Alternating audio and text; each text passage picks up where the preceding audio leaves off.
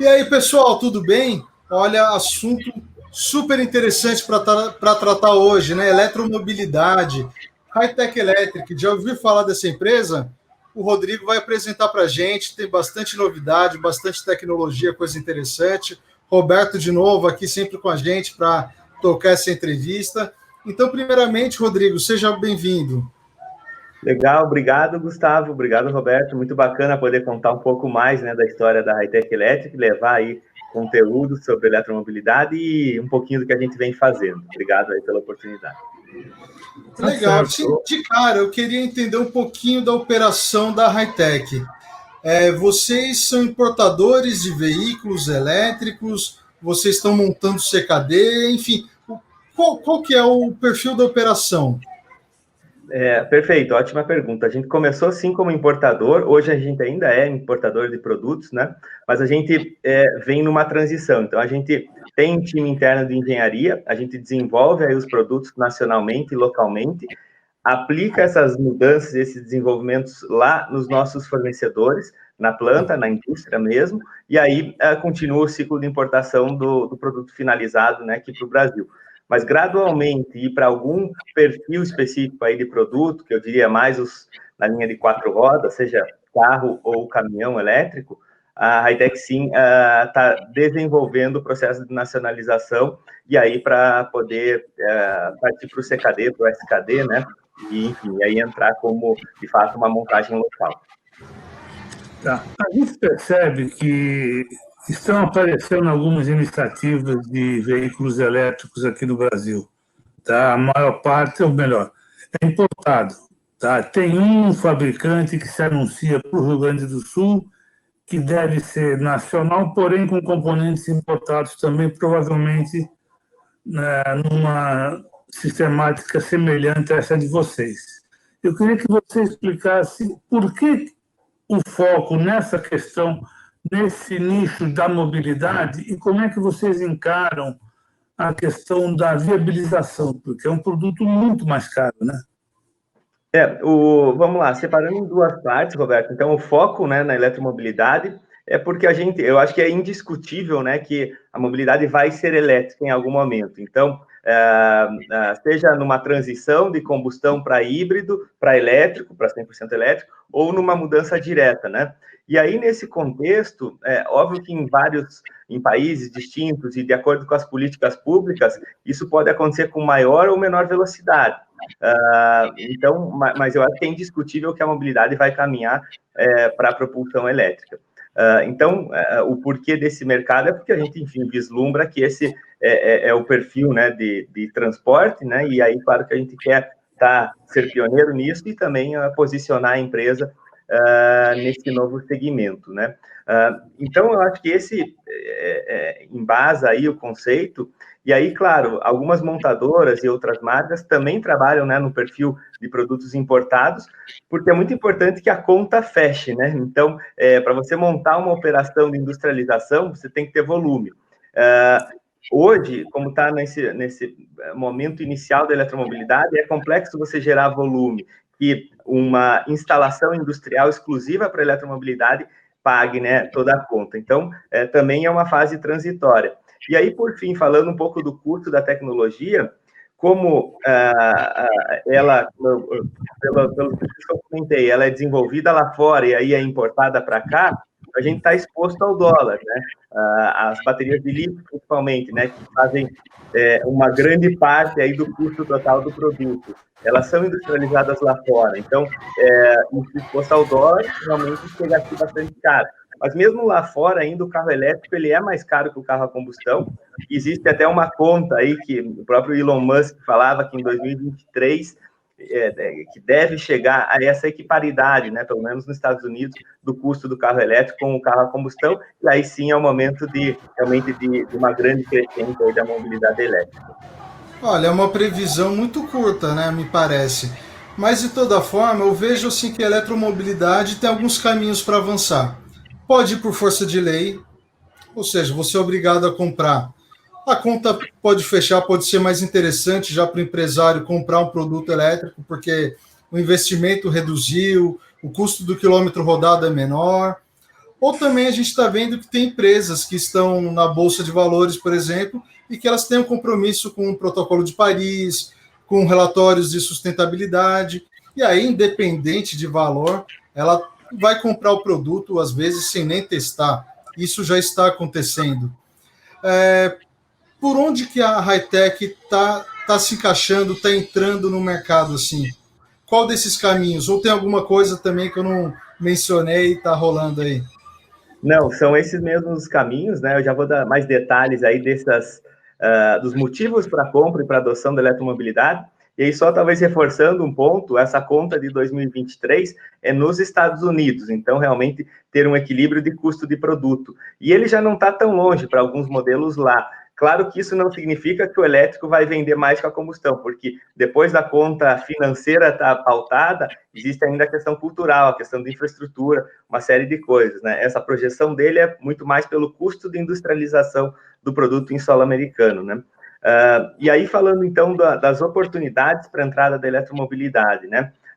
E aí falando, claro, em termos de Brasil. Então, como você bem disse, o foco, né, das grandes corporações realmente está, hoje em dia, cada vez mais em trazer modelos, players, parceiros e ações, né, que deem todo o embasamento, né, de uma empresa consciente, uma empresa que valoriza aí as questões ambientais e que está muito alinhada aí com uma série de políticas públicas que caminham para esse lado.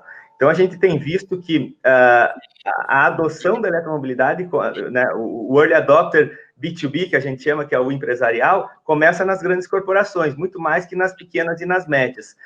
Enquanto as pequenas e médias, elas estão mais vislumbrando a questão econômica, né, então o custo operacional e tudo mais, as grandes não, elas vislumbram a questão de marca mesmo, valorização da marca, a ação, né, então eventualmente uma adoção, por exemplo, de veículos elétricos pode impactar muito mais uma campanha de mídia que ela faz, né, em alguma outra situação.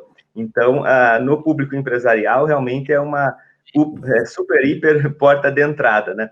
E aí, claro, para o consumidor final, né, a pessoa física, aí são outros os motivos, né? Então, claro, a sustentabilidade também entra, mas entra bastante a tecnologia, então tem gente, né, e o early adopter, ele tem esse perfil de gostar de consumir tecnologia, de interagir aí com o seu carro, no caso, e aí existe a questão também do custo, mas que numa avaliação aí em termos de pessoa física e pessoa jurídica, a empresa, né, a pessoa jurídica consegue fazer uma conta mais de médio e longo prazo, né, enquanto para nós, pessoas físicas, a gente vai adquirir um carro, a gente vê muito mais o custo de entrada, né, primeiro o pagamento dele, a empresa já não, ela vê, né, a diferença entrada, venda lá na frente, desvalorização do ativo, custo operacional, economia de combustível, economia de tributos na parte de isenção de IPVAs e uma série de outros benefícios, e aí ela bota tudo isso na conta e vê o custo anual do veículo elétrico, né, e aí ela entende que é uma conta, para ela precisa ser muito racional, né, precisa fechar a conta.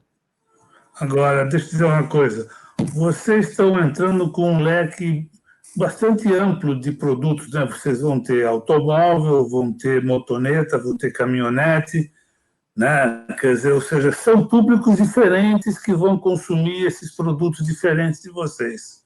Isso, por exemplo, sendo um empreendimento novo, não seria mais seguro vocês focarem num segmento específico, ao invés de diversificar? Boa pergunta também, Roberto, bom ponto.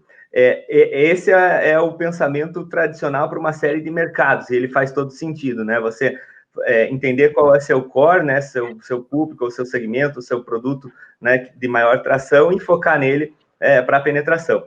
A gente começou dessa forma, então a Hi-Tech, né, nos 2, 3 primeiros anos, né, quando a empresa, a Hi-Tech Electric, né, quando a gente começou o negócio, a gente tinha 4 produtos só, 2 carros urbanos e 2 caminhões elétricos urbanos. E aí a gente veio trabalhando eles no mercado e começou a entender que haviam oportunidades não aproveitadas pela Hi-Tech. Um exemplo, a gente faz uma venda para uma grande corporação e ela compra o carro elétrico. E aí ela tem operação de delivery, de entrega, né, eventualmente com moto. E ela, olha, Rodrigo, me ajuda, com quem que eu vou achar moto elétrica? Opa, com a gente. Então agora você vai achar com a gente. Então, a gente começou a entender que, geralmente, e falando para a pessoa física, o cara que compra um carro elétrico, se ele mora em casa, muito provavelmente ele tem teto fotovoltaico já em casa. Então, ele já é desse segmento, ele já tem um gosto aí por sustentabilidade, por tecnologia, e aí ele compra o carro elétrico dele e provavelmente um patinete elétrico para o filho, ou uma scooter elétrica, né?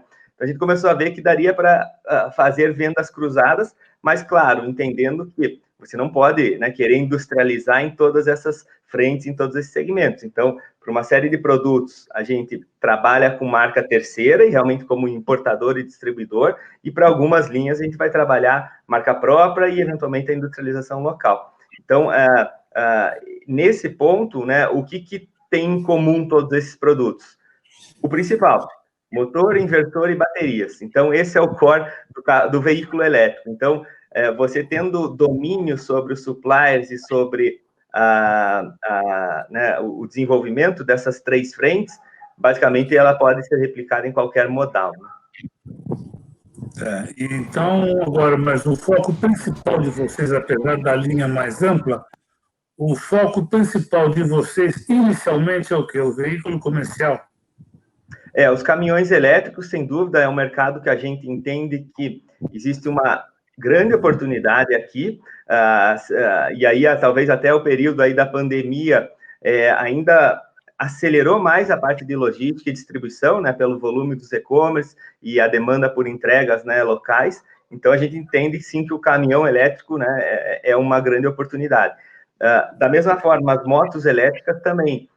E por quê? Né? Além de, vamos dizer, a moto elétrica ser super prática também, você, enfim, conecta em qualquer tomada, recarrega ela em casa ou no trabalho, ela é mais acessível, né? Então, eles são produtos, portas de entrada, vamos dizer, muito mais fáceis para a eletromobilidade do que um carro, por exemplo, que tem um ticket mais caro. Então, a gente entende que caminhão e motos aí são segmentos principais, e aí, claro, existem secundários que a Hightech trabalha, vamos dizer, o off-road, a própria parte náutica também, que pegam públicos distintos, né, e eles são totalmente complementares, mas, claro, eles jamais vão ter o volume aí, pelo menos a gente imagina, que né, os caminhões e motos. Né? Então é o seguinte, eu vi as fotos, né, as imagens dos seus caminhõezinhos, e eu não tive ainda a oportunidade de vê-los de perto, de entrar, de dirigir, mas me passou uma impressão de que eles são veículos muito compactos.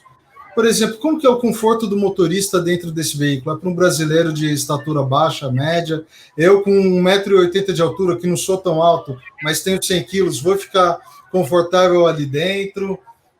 Boa, bom ponto. Eu tenho 1,80 m também, posso te garantir que fica confortável, sim. Então, eles são caminhões compactos, tá? Por quê, né? O EcoCargo e o EcoTruck, eles atendem um perfil que é logística last mile, né? Então, eles têm velocidade reduzida e são só para trafegar em vias públicas, né? Vias urbanas. Eles não 60 por hora, né? Exatamente. Eles não podem pegar a estrada. Então, claro, né? Talvez eles não atendam todas as aplicações de todo o perfil de motorista, mas eles atendem a grande maioria, sem dúvida. E aí vem os outros modelos, né? Hoje a gente tem o e-work, esse sim é um veículo que pode pegar a estrada, por mais que ele ainda também tenha velocidade até 80 por hora, ela é de certa forma limitada, mas é o que né, as corporações acabam até aplicando em veículos a combustão, que trafegam em maior velocidade, eles limitam a 80 por hora por questão de segurança, né? Então, o e-work já vem nessa velocidade aí padrão, vamos dizer, empresarial aí de trabalho, mas ele pode sim, né, pode pegar a estrada com ele, enfim, ele tem, obviamente, mais espaço na cabine, ele tem, inclusive, a opção para passageiros atrás, né, cabine dupla, e aí, sem dúvida, vem mais conforto. É claro que, né, você não pode ter tudo num produto. Então, você tem economia e um produto de entrada, ele, sem dúvida, ele é um pouco mais limitado em conforto e acabamento, e aí, quando você aumenta o ticket, você consegue entregar isso aí. Agora, você falou no último... Para vender o produto, estão mais para que lado? Ou seja, se você olhar as experiências da BYD, eles fazem uma verdadeira engenharia financeira para mostrar que o produto pode ser viabilizado. Aí você olha, por outro lado, a proposta recente da JAC, certo? Eles estão indo em cima das corporações, do pessoal que compra à vista, porque tem aí aquela questão que já foi mencionada das ações em bolsa, do que pega bem, né, e precisa justificar. Vocês estão mais para qual lado? Olha, a gente aqui acaba entendendo o que o cliente espera, né? Então, antes de falar qual produto, né, eu vou vender para o cliente, falar tua operação atual com um veículo a combustão, como ela é feita. Então, quanto você roda, porque muita gente acaba falando, mas tem pouca autonomia. E aí você vai entender, olha, qual que é a quilometragem média aí do teu transportador. A gente mesmo está em negociação com uma empresa multinacional enorme, na parte de distribuição de alimentos, enfim, e bebidas, e aí, né, num primeiro momento, a autonomia de 150 quilômetros, mas é pouco, né? Então, vamos entender. E aí, quando o gestor de frota pergunta, né, e traz esse número para nós, para a gente entender qual é a média, né, da tua frota, que roda por dia em centro urbano, 80 quilômetros. Claro que tem aqueles que extrapolam e rodam 250. Esse a gente não consegue atender, mas você adequar um veículo de 150 para atender uma operação de 80 por dia é muito mais inteligente e viável financeiramente do que você entregar um veículo de 400 km de autonomia para rodar 80 por dia. Porque você vai estar pagando bateria para 400 e não vai estar usando. E ela vai estar depreciando e gastando, e o custo de entrada é muito maior desse veículo. Então, talvez a gente também é um período de maturação do negócio, mas a gente, antes de propor, vamos escutar, olha, qual é a tua operação, o que você roda, e aí sim a gente chega com a melhor solução, né? Seja uma locação, seja uma venda, né? Obviamente, dependendo da intenção da empresa. Vocês fazem locação também do equipamento?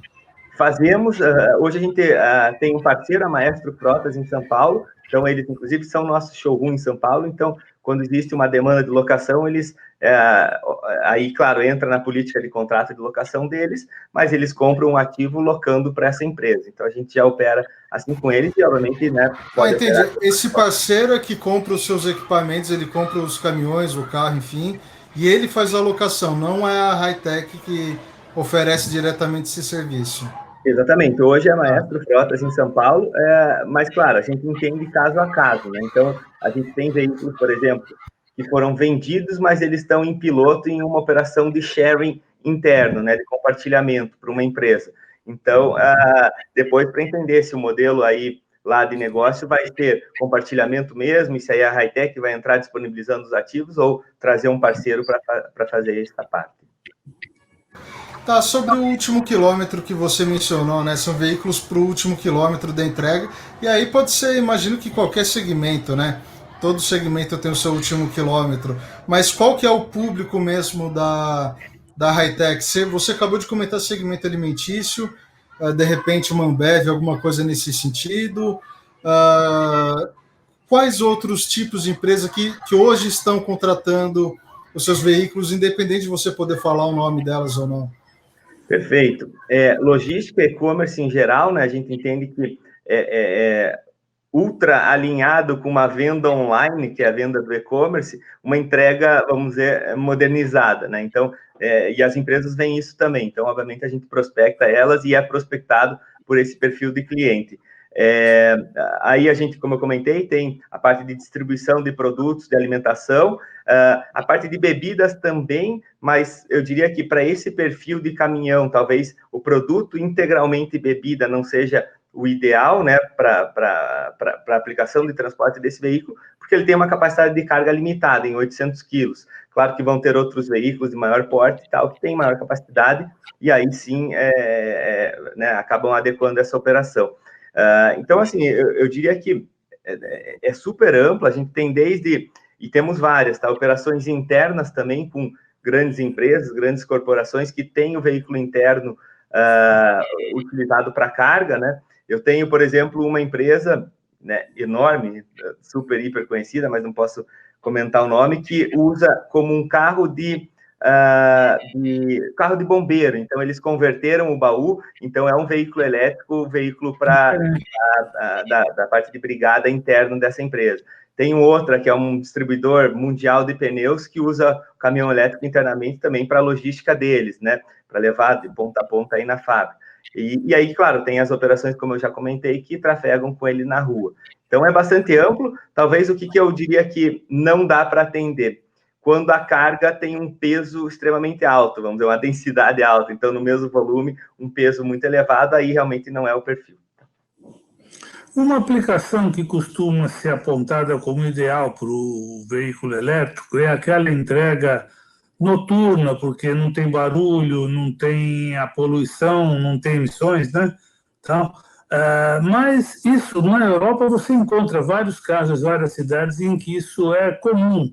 Aqui no Brasil, você não tem muito a entrega noturna, porque Correto, o Roberto. comércio não quer assumir esse custo. Concordo contigo. Eu já vi vários cases lá fora, na Europa, tanto, né, para regiões super densas, né, em termos de construções e tal, onde o elétrico aí tem que trafegar, ele chega até a última milha mesmo, e aí que não pode ter barulho, perto do hospital, ou locais públicos, praças, enfim, locais ou residenciais, né, onde realmente existe essa preocupação com o barulho. Confesso que aqui no Brasil, até aqui, a gente não foi prospectado nesse segmento, vamos dizer, para esse nicho de aplicação, mas realmente o elétrico vai muito bem. Ambulância ou veículo frigorificado, vocês têm ideia? É isso? Nós temos os dois, então já vendemos para essa operação interna, que ele é uma ambulância mesmo, desculpe, era aplicação carro de bombeiro, de ambulância não temos sim frigorífico, tá? Frigorífico já vendemos e temos em operação. Vocês têm uma estrutura própria de pós-vendas para atender esse universo que vocês já têm rodando? Temos em termos humanos, né, pessoas. Em termos físicos, a gente hoje tem a parceria com o Centro Automotivo Porto Seguro, então a gente consegue atender em mais de 350 pontos no Brasil, que são as CAPs, né, os Centros Automotivos. E aí, basicamente, a Raidec tem um banco de conteúdo, né, sobre os nossos veículos, nossos produtos, a gente dá acesso a esses prestadores de serviço, né, via nuvem, né, via plataforma, e também tem um time de engenharia que dá o suporte em casos mais complexos. Então, a ideia, e isso foi talvez o principal ponto que eu pensei no início, em 2016, quando a ideia veio, olha, vamos começar a operação de eletromobilidade, eu quero construir uma marca, mas não quero, talvez, cair nos mesmos erros que montadoras enormes acabaram cometendo quando vieram no Brasil, né? Então, tinham marketing, tinham vendas, tinham concessionários, mas não tinham pós-venda. E aí o cliente, ou não tinham peça, e aí a empresa ou o cliente ficava parado meses, esperando vir de fora, e não conseguia dar o suporte. Então, como, né, conseguia vender um carro para o Nordeste, ou para o Norte, ou para o Sul, para o Rio Grande do Sul, ou no centro do país, enfim, e conseguir dar um suporte de qualidade via parceria. Então, realmente, a gente tinha que trazer um parceiro grande que já tivesse capilarizado e trabalhar com ele. E é esse o nosso modelo de negócio. Esse tipo de parceria que você comentou aí com a Porto Seguro, ela é bastante interessante. A gente já viu outras empresas fazendo também.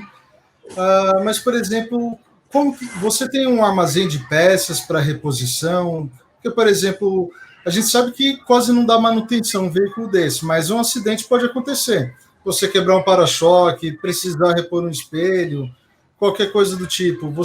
Onde essas peças estão guardadas para o cara não ficar esperando 3 meses de navio? Perfeito. Temos sim, aqui nossa base é Pinhais, então a gente tem o espaço de customização dos produtos e logística e estoque de peças, né? E o que seria a customização?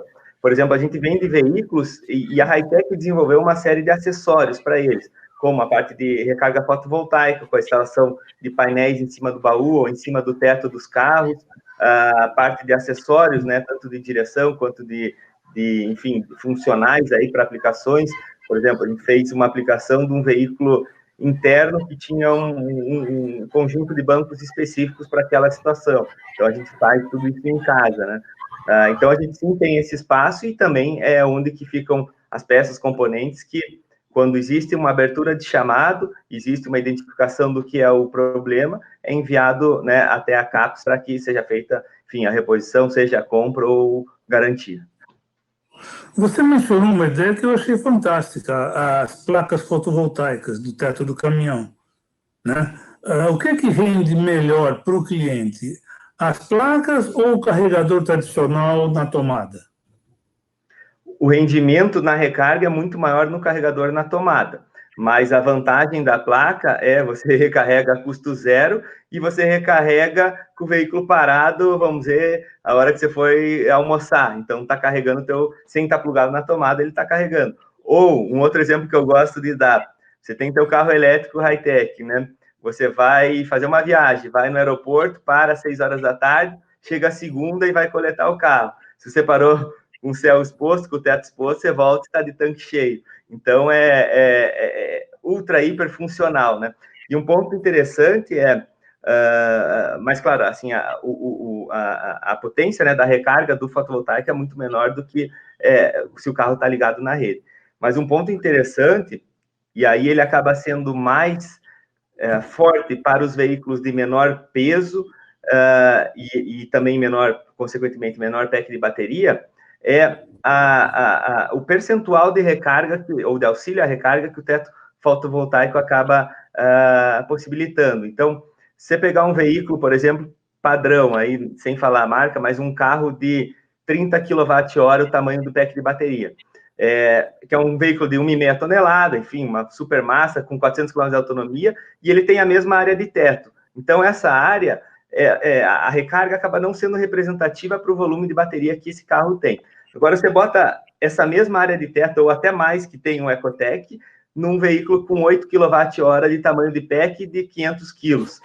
Aí sim é muito mais relevante a exposição à recarga fotovoltaica. Então, esse é um outro ponto que eu acho, que eu defendo e eu sempre comento. Para a logística de última milha, onde as distâncias não são tão grandes e o peso do veículo e o porte do veículo é compacto, o fotovoltaico é muito mais útil do que para veículos de sedãs, veículos pesados. Tá, mas você tem obtido uma boa resposta dos clientes? Você já tem vários vendidos? Eu tenho um caso até essa semana espetacular, tá? Um cliente, vou citar o nome dele, JG, uma distribuidora aqui de Pinhais. A gente entregou o caminhão a eles queremos o fotovoltaico. E fomos lá e aí fizemos, né, enfim, a entrega técnica e tal para um colaborador ali deles. E aí eles foram usando e ali passou 3 semanas, entraram em contato. Ô, Rodrigo, mas né, a autonomia do veículo está baixa. Rodrigo não, desculpa, eles entraram com pós-venda. A autonomia do veículo está baixa e tudo mais. Tem como vocês virem dar uma olhada ali, talvez se aconteceu alguma coisa? Ele falou, bom, vamos lá dar uma olhada. Aí o pós-venda entrou em contato com a outra pessoa, que era, enfim, quem havia sido feita a entrega técnica, e aí eles falaram, olha, mas precisa carregar o veículo? Aí na tomada a gente falou, precisa? E aí ele falou, não, a gente está usando só aqui com a fotovoltaica. E aí a gente ficou abismado, a gente falou, olha quão útil foi o fotovoltaico. Ele rodou 3 semanas, óbvio que eles, né, não rodava a quilometragem máxima todo dia, mas até levantar a lebre de precisar carregar numa tomada plana. Eu confesso que eu falei para o time, olha, essa é a maior questão da aplicação, é fantástico o cliente, aí que viu a necessidade de plugar na tomada para poder ter uma carga total, vamos dizer assim. Interessantíssimo. Não atrapalha um pouquinho o desempenho aerodinâmico, coeficiente, né, o arrasto do caminhão andando?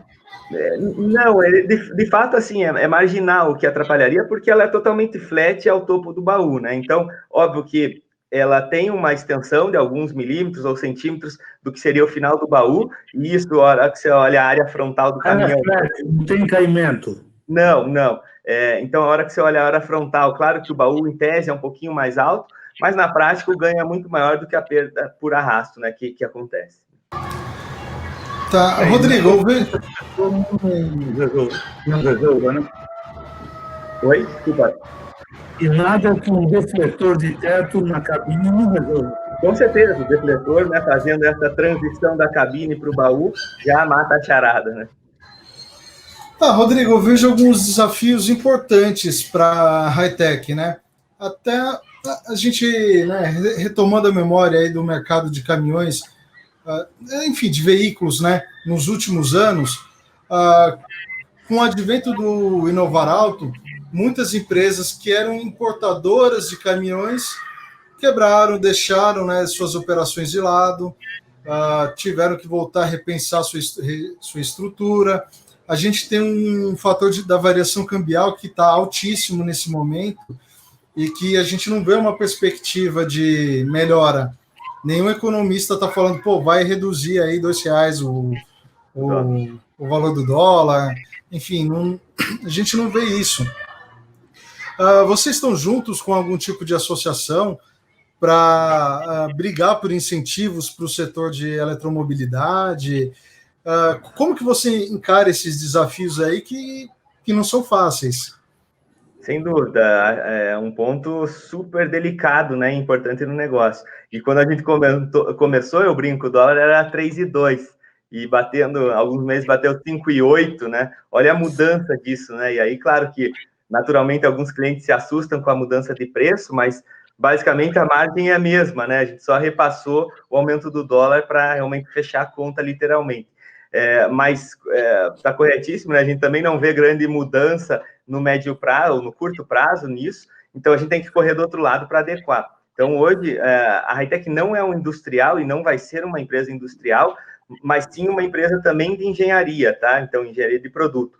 E aí a gente quer trabalhar com industriais fortes e bem estabelecidos localmente, para sim ter acesso ao CKD ou SKD, poder nacionalizar parte do produto, né? Não faz sentido mandar o aço, insumo, né, para a China e receber né, o chassi montado deles, né? Então, só para tirar uma dúvida, quando você fala então que pode ter um CKD, um SKD, você está falando numa fábrica terceirizada, por exemplo, uma Gefco, uma Agrale, alguma coisa nesse sentido. Perfeito, esse o nosso modelo de negócio e nossa visão estratégica é exatamente essa, né? A gente não tem a ambição, ou talvez, não é nem ambição, a gente não quer entrar no mercado industrial porque existem grandes industriais super conhecedores desse processo, e até você adequar o teu expertise no que eles estão e fazem, não faz sentido nenhum. Mas a gente quer trabalhar junto com eles, sim, e aí usar, obviamente, da estrutura e do porte deles para industrializar os produtos. Eu queria entender um pouco da estrutura da sua engenharia, porque a gente sabe que tem os desafios, né, dos testes laboratoriais, testes de campo, tudo isso precisa ser muito bem parametrizado, equipamentos de alta tecnologia, enfim. Enfim, uma sala, um escritório resolve isso. Como que é essa estrutura da sua engenharia para fazer todos esses testes e sugestões de ajustes que você manda para os seus fornecedores? Sim, bom ponto. A gente tem, claro, um time interno de engenharia, né, conhecedor e que vem do mercado automotivo. Não sei se vocês conhecem a história da Hi-Tech Racing, que fundou a Hi-Tech, ou que virou a Hi-Tech Electric. Eu venho do ramo de competição, eu sou engenheiro mecânico, trabalhei com motorsport, com Fórmula 3, aqui no Brasil, fora do país, fui engenheiro da Stock Car também, e trouxe gente de lá, né? Então, quando a gente idealizou o projeto, a gente veio com um time que conhece a parte automotiva, obviamente focado em competição e agora indo para a eletromobilidade. A parceria até com a Positivo Tecnologia, né, que é investidora da empresa. A gente montou uma base em Manaus de P&D, então também com um time de engenharia, trabalhando e desenvolvendo soluções para os nossos veículos. E a gente entende, sim, que esse time deu a robustez necessária para a gente ter essa ambição de nacionalizar, né, os produtos e os modelos, né? E aí, esse eu acho que é o ponto principal, e talvez o ponto secundário nenhum negócio começa grande, né? Então, naturalmente, o volume de venda de veículos elétricos no Brasil é totalmente factível à estrutura que a gente se dispôs a ter e gradualmente crescer junto com o crescimento do mercado. É o seguinte, o trem de força dos seus veículos é chinês. Fornecimento de componentes. É chinês. Aí, quando a gente começa a falar em cabine, carroceria, outros componentes importantes, chassi, é tudo chinês também? Tudo. Hoje o veículo vem 100% pronto. E os nossos parceiros são montadoras, inclusive são duas, né? Uma delas gigantesca, uma das líderes lá, mas eles não são fabricantes de todos os componentes. Então, claro que eles pegam a bateria de um fornecedor, pegam a cabine de outro, enfim, eles têm o contexto do projeto, eles fazem a montagem como uma própria montadora, né? Então, mas tudo chinês. Utilizar uma cabine brasileira não é compensatório? Compensa? Pode ser. Na verdade, a resposta correta é pode ser. Precisamos analisar custo e disponibilidade, sem dúvida. A ideia de ir para o CKD e para o SKD, seja para o chassi e para a cabine, é justamente para né, não pagar frete marítimo para itens de hipervolume e pagar para o que não tem, talvez, os suppliers locais, né? A parte de baterias, ou, óbvio, você tem suppliers como uma WEG, né, que é espetacular na parte de motores e inversores, tem que entender a competitividade do preço, né, do custo deles ao custo de fornecedores externos e entender. Então, precisa haver um racional em cima de todos os componentes do veículo e entender o que faz sentido pegar aqui e o que faz sentido trazer de fora. Eu queria que você detalhasse um pouco qual que é exatamente a participação da Positivo nesse negócio. Você comentou que eles são investidores, né? Quando eu perguntei sobre engenharia, você falou que eles dão esse apoio também, né? Em testes, enfim. O que mais a Positivo faz com vocês? Porque é uma empresa de tecnologia e sendo uma empresa de eletromobilidade, a Hightech, eu acho que tem uma sinergia total, até para desenvolvimento de, enfim, do próprio sistema propulsor, de repente. O que vocês fazem hoje, ou o que vocês também pensam em fazer no futuro? Essa sinergia vai aumentar? O que tem junto entre Positivo e Hightech? Legal. A Hightech faz parte do programa Corporate Venture do Positivo. Então, são algumas empresas que, enfim, que eles têm essa participação e, obviamente, abrem portas, negócios e oportunidades. Então, hoje, esse time que a gente, né, montou em Manaus via o investimento, ele não é na estrutura, né, vamos dizer, de engenharia do Positivo em si, mas é uma estrutura montada com o suporte deles para atender, né, as demandas da Hightech. Nesse sentido, então, a relação começa, né, nesse programa de Corporate Venture, e claro que ela pode se estender e tem muito fit mesmo, né, porque, como você bem falou, eles são uma empresa de tecnologia e tem muita coisa, né, o carro elétrico ele vai ficando cada vez mais tecnológico e tem muita coisa embarcada nele que pode, sim, vir de uma união. Lá no nosso projeto, né, então a gente desenvolveu uma série de questões como aplicativos, que é a parte de conectividade com os carros, a parte do HMI, que é uma interface, o HMI é Human Machine Interface, né, interface em homem-máquina, onde você parametriza seu veículo num tablet, você recebe informações também remotamente, né, nesse mesmo tablet, enfim, mais ou menos o conceito que a Tesla tem no display dos veículos dele, né, que é uma tela funcional, super, hiper conectada a todo o processo. E também, talvez, a solução desenvolvida de maior impacto foi o carro autônomo. Então, a Hightech apresentou em janeiro aí ao mercado o primeiro veículo elétrico 100% autônomo desenvolvido no Brasil. Então, basicamente, a gente pegou um veículo base nosso e embarcou tecnologia autônoma e apresentou ele na planta aqui da Positivo, no estacionamento. Ele é um veículo para uso interno, né, porque hoje não existe regulamentação em vias públicas para veículo autônomo, mas a ideia é para aplicações empresariais, enfim, em locais que obviamente estão dentro de uma propriedade privada e que pode ser usado o veículo autônomo. Então, enfim, tem uma Mas série... é autônomo nível 2, nível 3? Oi? É autônomo nível 2, nível 3? Qual que é o... Nível 4. 4, já bastante avançado.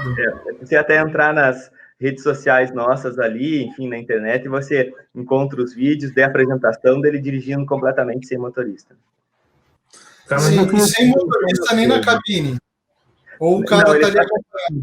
Ele estava como passageiro muito mais de cuidado, né? E para operacionalizar o uso. Estava com uma tela aberta que mostrava um mapa, porque essa apresentação, o veículo levou 250 pessoas num dia em viagens 2 a 2 no banco de trás. Então, imagine, foram 125 viagens aí para poder comportar voltas, né? Enfim, para poder comportar todo esse pessoal. E aí, no banco da frente, na parte do copiloto, vamos dizer assim, ia um técnico, né, basicamente mostrando o que o veículo estava enxergando.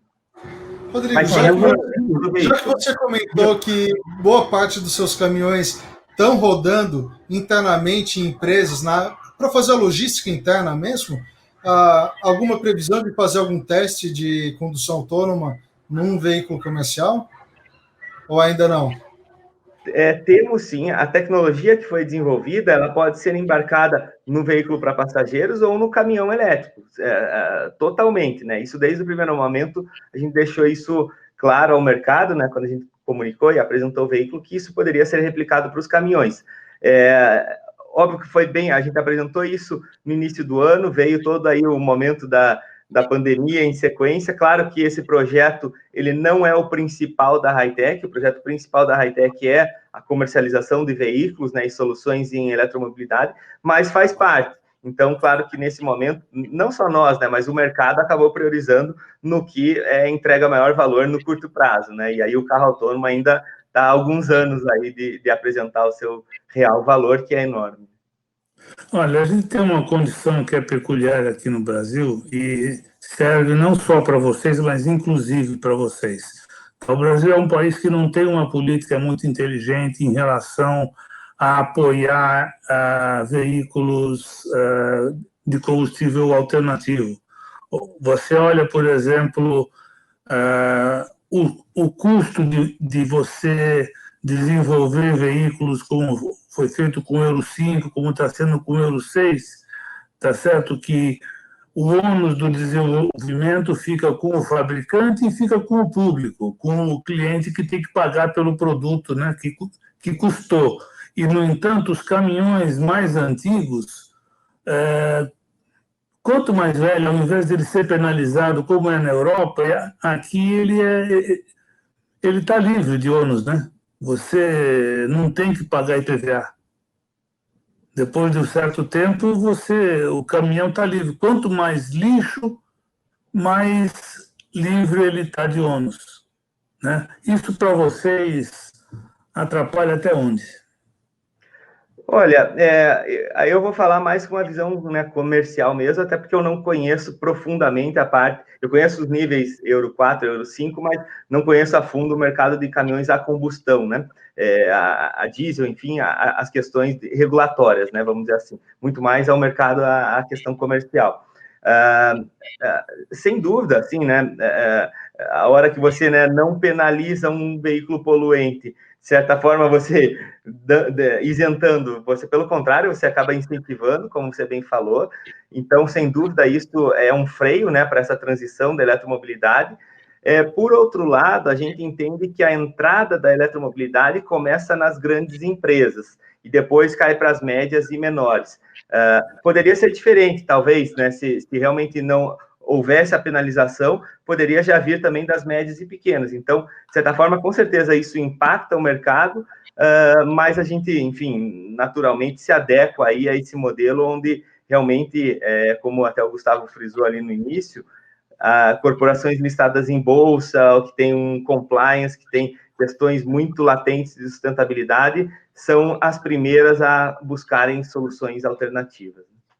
Porque você tem veículos Euro 0 que não pagam nada, né? E os mais novos e até os elétricos têm um certo custo, né? E tem a questão de tributos aí, né? Que sempre incidem, né? Seja por importação, no caso de você, seja pela própria venda, né? Perfeito.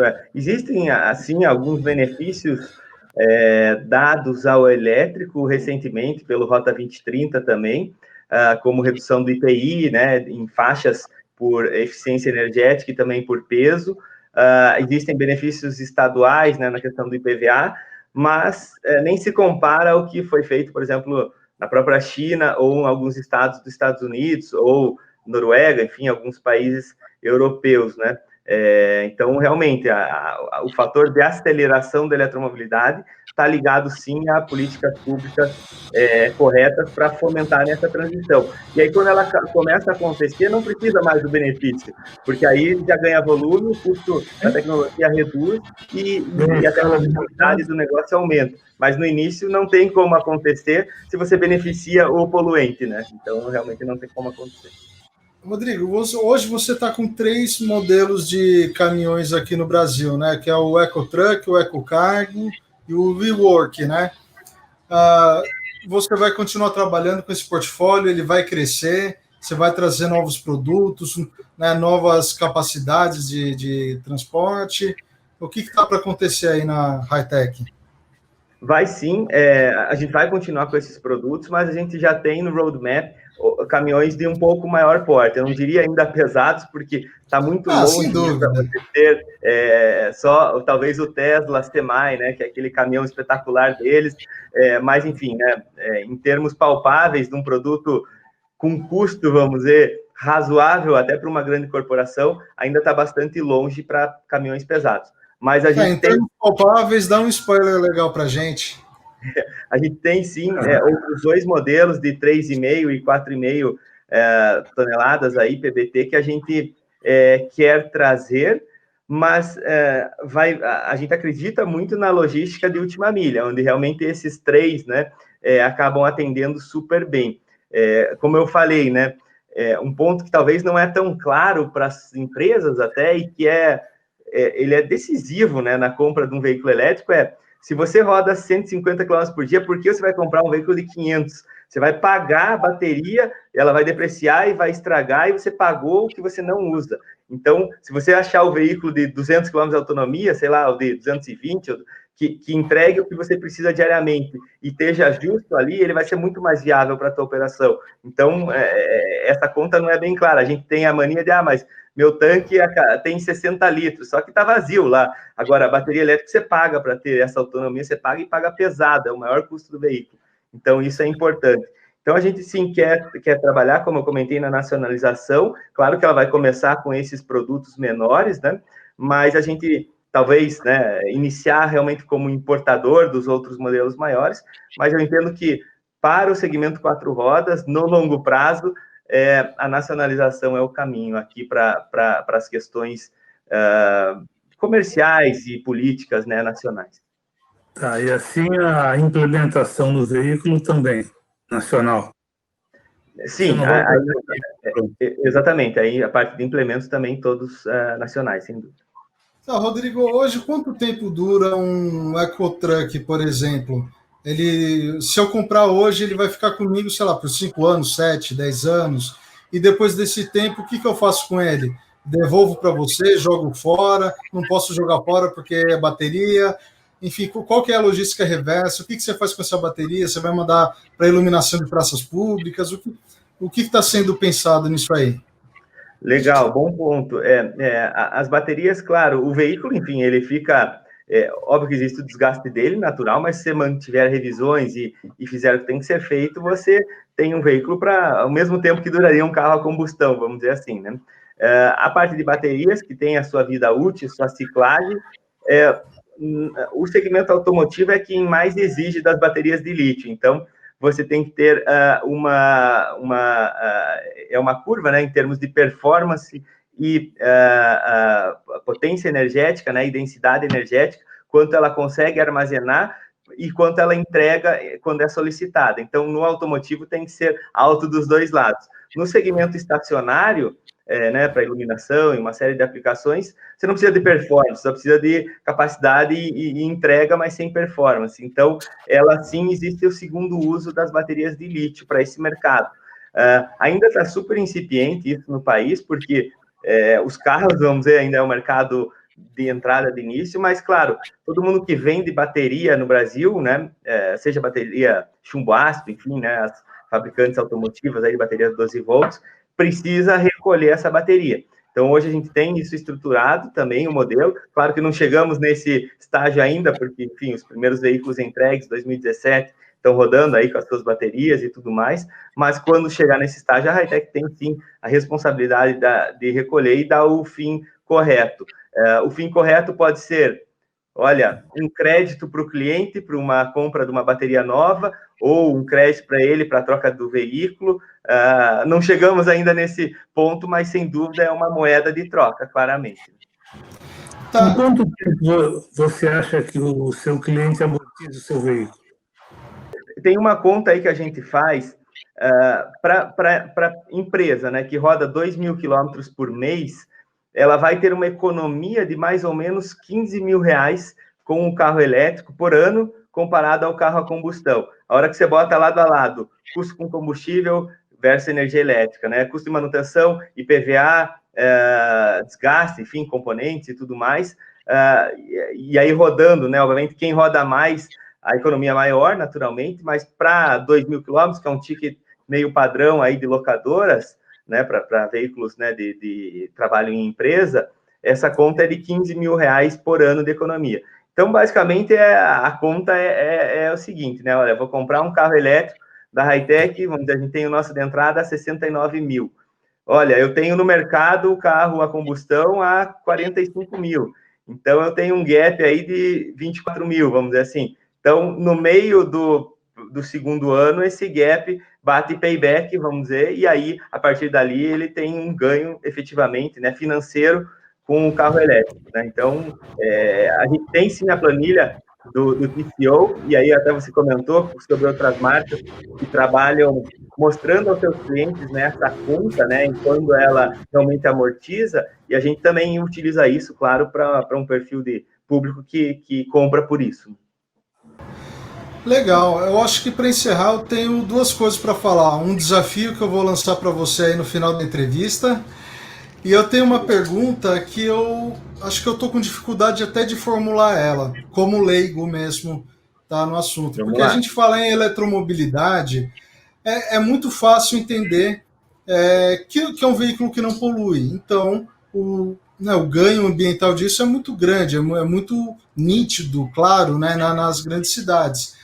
Mas quando a gente fala em sustentabilidade e começa a analisar todo o ciclo, né, aí é onde eu tenho dúvidas, porque, por exemplo, você tem uma bateria que é de lítio, íon de lítio, enfim, não sei qual que é exatamente a mistura química da sua bateria, mas são minérios que precisam ser minerados, extraídos, né, industrializados. Você tem todo esse ciclo, né, de industrialização de todas as etapas da bateria, do transporte, do veículo, da geração de energia, que aqui no Brasil é interessante porque é hidrelétrica, né? Então é da água.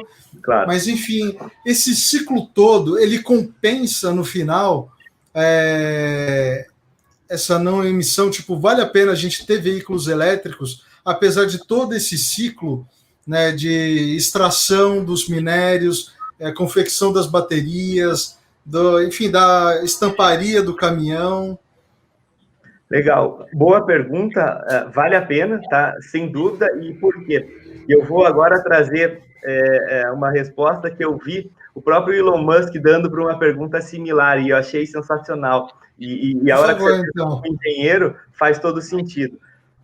Você pode olhar isso de duas formas, né? A primeira é a hora que você pega um veículo elétrico, né? E aí compara, olha, vou comparar, então, o gasto, né? Vamos ver que o veículo elétrico, ele recebe energia de uma fonte poluente, como uma questão enfim, de industrial e tal, onde existe uma questão de queima também, né? Em um estabelecimento para geração de energia, para que aí ela alimente o veículo elétrico. Com certeza, em equipamentos maiores e portes maiores, a eficiência dessa queima é muito maior do que dentro de cada motor a combustão de veículos de pequeno porte. Então, já existe um ganho de eficiência mesmo de combustão, a hora que você está produzindo energia fora e não produzindo em tese no seu veículo a combustão. Então, esse é o primeiro lado da resposta. E o segundo, que é ainda mais fácil, é exatamente como você falou, o carro elétrico, ele também tem a opção de receber energia elétrica de fontes alternativas não poluentes, hidrelétrica, solar, eólica, enfim, uma série de outras fontes, e aí realmente é muito mais vantajoso. Então, mesmo que ele receba de uma fonte poluente, provavelmente a eficiência desse motor ou desse processo aí que desenvolveu e que gerou a energia é muito maior do que se fosse feito internamente num veículo. E aí, falando um pouco sobre as baterias, então, existem sim já tecnologias de bateria de lítio que propiciam quase que um descarte, ou melhor, uma reciclagem integral, não todas, né? A própria BYD, ela é um fabricante que está no state of the art disso, e as baterias deles têm esse fator, né, da reciclagem, que é muito bacana, muito interessante, e como eu falei, né, a tecnologia, ela começa, né, e ela vem evoluindo e vai melhorando. Então, naturalmente, né, isso talvez vai ampliar para todos os suppliers, seja LG, Samsung ou quem for de baterias elétricas também, porque naturalmente existe essa preocupação. Então, hoje o carro elétrico já é mais eco-friendly, se você pegar não só o uso dele, mas você pegar de ponta a ponta. E ele só vai ser mais, né? Então, isso só vai aumentar. Bacana. Então, assim, só uma duvidazinha a mais aqui, é o seguinte, se você pegar componentes como pneus e lona de freio, tá? Que você deve usar no caminhão, né? Isso daí, que é uma coisa tão simples, você vai nacionalizar isso aí rapidamente ou não está ainda, por enquanto, nos teus objetivos? Não, já estamos nacionalizando. Então, a gente já tem desenvolvido com por exemplo, não é nem a lona, é a pastilha de freio, que nos carros são pastilhas, tá? Disco 4. Já é nacionalizado. Então, claro que a gente tem, sim, o produto original de fora, mas tem de melhor qualidade, ou até da mesma qualidade aqui nacionalizado. Então, basicamente, a gente tenta manter, né, sem nacionalização, o que realmente existe uma vantagem tecnológica de um fornecedor externo, né? Mas o que não existe, ou até que aqui é mais tecnológico, ou mais oportuno, né, pegar por aqui, claro que a gente já vem fazer. Tá certo. Ok. Lembra que eu falei que eu tinha um desafio? Então vamos lá, cara.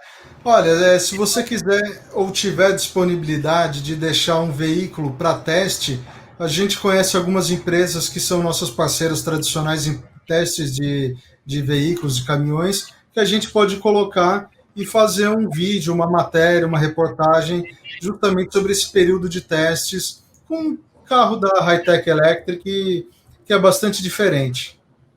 Legal, bom, bacana o desafio, está lançado. Depois a gente vai entender o local, enfim, a aplicação, para eu realmente ver a melhor forma, se né? Claro que a gente vai tentar atender sem dúvida nenhuma, tentar ver se via Hi-Tech ou via algum parceiro nosso que possa ter o carro na localização. Bom, então é isso aí, pessoal. Rodrigo, queria agradecer a sua presença, Roberto também.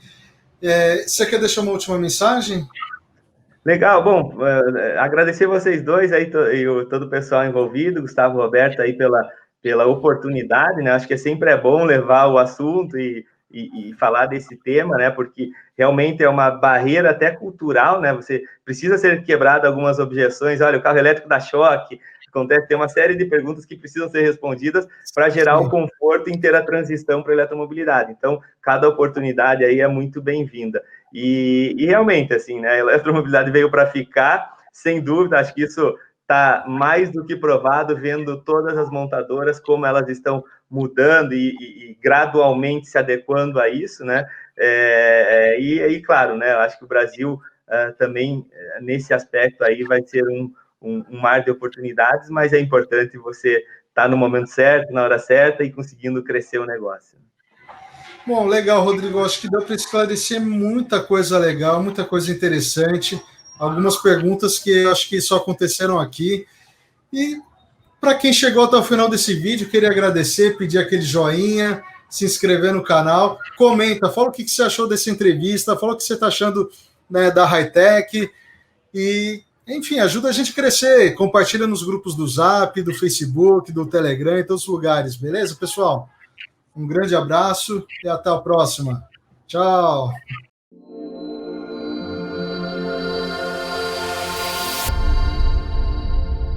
O cubo redutor do eixo MT-610 é uma unidade motriz de simples velocidade. Aqui, vamos ver o passo a passo para a sua desmontagem e montagem. O processo é prático e ágil. Primeiro, posicione o eixo em uma bancagem.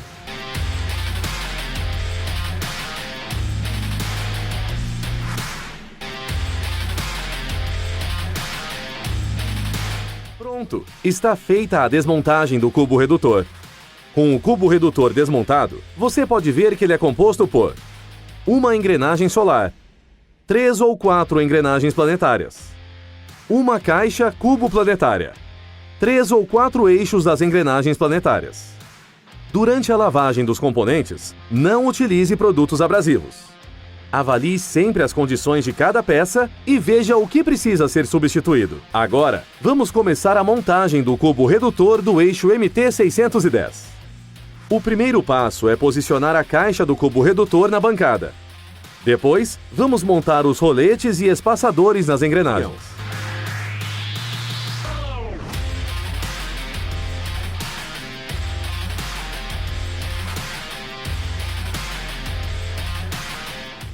O cubo redutor do eixo MT-610 é um conjunto robusto. O cubo redutor é fácil e prático de se operar. O manual de manutenção é uma ferramenta útil para te auxiliar no trabalho. Tenha sempre ao seu alcance. Para baixar os manuais de manutenção, acesse o site da Meritor, www.meritorserviços.com. Siga a Meritor no Facebook e fique por dentro das novidades.